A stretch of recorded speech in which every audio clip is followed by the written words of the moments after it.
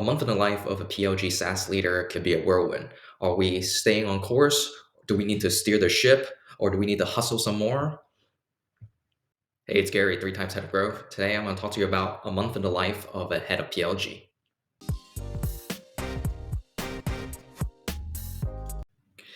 So as the month begins, it's basically a big time of a reflection and figuring out strategies and execution, right? It constantly involves like checking in the progress. Are we identifying opportunities and steering? Are we moving forward the right way towards the end of the quarter to meet that revenue goal? And so I'm going to talk to you about the 30 days of just some of these high pressure scenarios and successes. So the beginning of the month is really a pulse check of the quarter. We have to kick off and try to assess and figure out if it's month one, are we setting the right foundation for the end of the quarter? For month two, are we hustling enough so to give us that breathing room so that we can reach the revenue goals? In the third month, hey, are we really sprinting, closing up all the sales deals and making sure that we reach the deadline here? So speaking with the team, hey folks, we're third of the way through the quarter. It's time to get real. Are we crushing our revenue goals? Do we need to kick it up a notch? Are we building the right foundation? Where are we? Are we still warming up?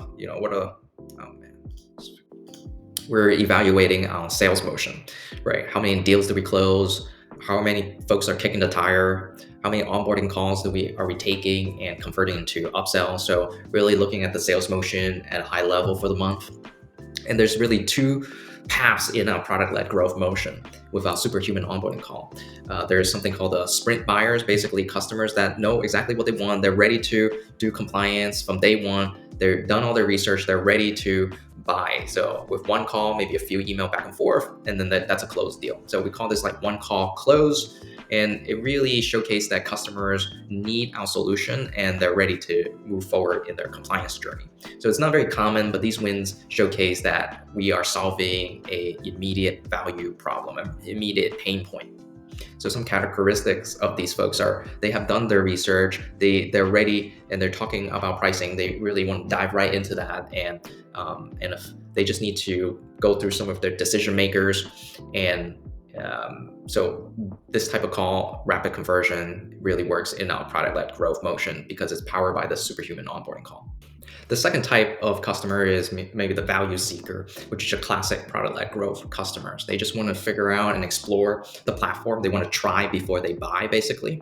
And they're starting off with this freemium plan, freemium tier to just trying to experience what the platform's about, what compliance is all about, and are they ready for the journey? They have all this research done, and then when their organization is ready for compliance, they can really just go for it, turn the green light on. So in this process, we need to develop a very clear roadmap for them so that they have an understanding and line of sight to get to what they need to do. And we start them out with the bare essential features, and naturally they can progress to find some of these advanced capabilities, which run into our paywall, which comes back and swing around to having conversations with us. So unlike our competitors' sales-led motion, which hides everything behind demos, and then there's a price tag with a sticker shock, we believe kind of more of a transparency, hand-on experience. The more that our customers are using our platform, they're growing confidence in using our user experience and using our software more, and they are able to go back to their team and decision makers and say, hey, I know I have a very clear understanding of what we need to do. And so by reassuring those types of customers, they're more likely to activate and later on purchase. So some characteristics are they just wanted to see and get research done to bring it back to their stakeholder. They're really utilizing the freemium tier. They're activating, they're setting up the integration, they're playing around with the platform, they're engaging with us slowly, but in a much longer sales cycle. And that's totally okay. When they're ready to buy, we're there, and we're very confident that we can close those sales deals. We also have to take a look into our monthly marketing performance. Are we on the right track? Are we spending enough to generate traffic, to have sign-up conversion? Are we making enough noise in the market and people are finding more about us? Are they finding out about us through social or our pay ad channels bringing in those conversions? Which channels are bringing in the conversions? And then the sign-ups, are they leading to onboarding calls? And then from these onboarding calls, Are they activating and experiencing some of the aha moment? Can we see that in our BI dashboard? And then look into the sales pipeline. Are we closing the customers that are activating? And are we and ultimately optimizing our marketing spend?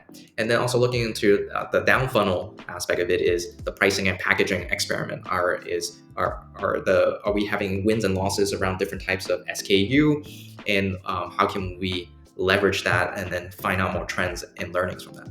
Also in the month, we're checking in with our engineering and product design partner. What are we doing? Hey, it's 2 sprints each month. And are we moving the needle on growth? So are we optimizing on our paywall? Are we improving that? Are we rolling out new paywalls to boost sales? Because at the end of the day, we're trying to create balance and excellent user experience, as well as ways to nudge our customers, our free customers, to paying customers.